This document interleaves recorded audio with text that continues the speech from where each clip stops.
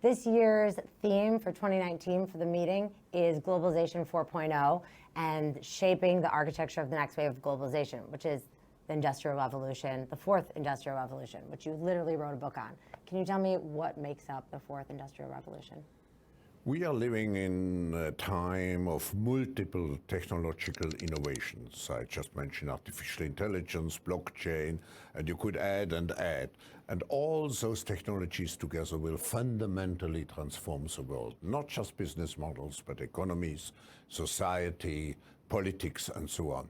So when we speak about Globalization 4.0, we want to address the global architecture which is needed in this new context of the fourth industrial revolution. And what was the issue with the last wave of globalization? We see it already now. There are so many issues like inequality, trade wars, and I could go on and on. So the danger is that we deal with those issues, we address those issues with patchwork policies. We try to find simple solutions for very complex issues. So what we want to do is to show, no, the whole complexity has to be addressed and the new context has to be addressed. And this isn't a new problem. You wrote about this in 1996, the backlash against globalization. So what solutions do we have now that will make this round better? We don't know, actually. We know, for example, that the fourth industrial revolution has a tendency to favor innovation, to favor capital at the detriment of labor. So we have to think how we can create a better equilibrium, for example, through new tax systems, through incentives, and particularly through education, reskilling and upskilling to prepare the people for the skills which are needed tomorrow. And you think blockchain will be a big part of that? We don't know yet. The last verdict is out. I know it's very fashionable, but I have my doubts in many respects. Are there any other technologies that will help lessen the economic inequality? Of course, if you look at the new possibilities in communications combined with artificial intelligence, just think of the new ways we have in education. So we can give access to the best knowledge, to the best training, to people somewhere in a far out corner of Africa, for example. So those technologies could help to bridge the gap, but those technologies could also very much widen the gap if we do not take the necessary measures today. And what we're talking about the next wave of globalization, but we seem to be in a downtrend of a deglobalization right now. What is responsible for that? I would reject this argument. I think we have to make a differentiation between globalization, which is a fact, and globalism. Let me come first to globalization. I think the world of tomorrow will be even more globally integrated because we are moving much more into a digital world, into a virtual world. And digital flows do not know borders. They don't have to cross borders. So we speak about global integration. Globalism is something different.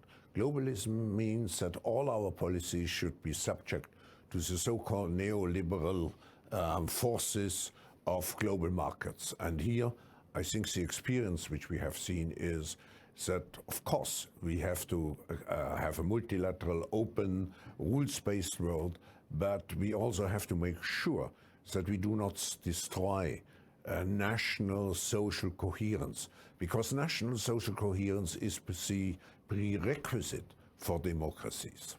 And what do you think is the biggest threat to global economic stability right now? I think it's the imbalances which we have. And it's not only the imbalance in the trade sector. We have imbalances, for example, in the financial system with 250 trillion plus credits. We have imbalances certainly also related to technological progress, and I could go on. And a system, and globalization is a system. It's a global system to prepare together the future. we have to address those imbalances. Particularly we have to address the imbalance of, let's say, the social gap, inequality. So you mentioned trade imbalances. Are trade imbalances a problem? Yes, they are a problem, not as such, but if the trade balances get into a dimension which stretches the system and which creates, let's say, risks, then I think we have to rebalance the situation. And that's the whole question of trade wars at the moment. And are we moving in the right direction of rebalancing with what's happening now? No, we will see. In the economy, you have sometimes the notion of disruptive innovation. And I see in some countries a element of disruptive innovation. We see a lot of disruption. We don't see yet the innovation. How do we replace, let's say, an unbalanced system by a system where really everybody profits from, and where we again in a good exchange of global goods, not only physical goods, but I'm thinking also of intellectual property, I'm thinking of e-commerce and so on. We have to integrate trade much more into an overall system. I'm not an unconditional, let's say, advocate of just free trade. Yeah. Yeah, because if you look what happened now in many countries, is we see a rebellion of those who have been left behind. Take what has happened in the election in Mexico, take what has happened in the election of Brazil. Of course, it was a different group who at the end came into government, but both were driven very much by those parts of the population which had been left out in the globalization process. So we have to find this balance between keeping an open world and on the other hand, keeping our national contracts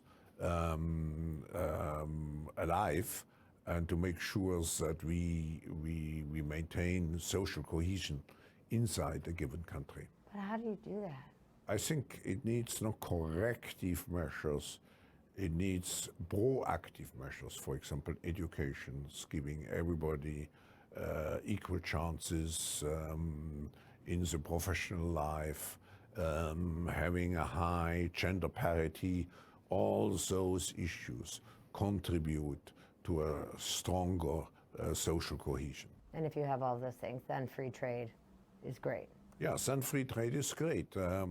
But you may hear also in what we see, for example, in Europe, is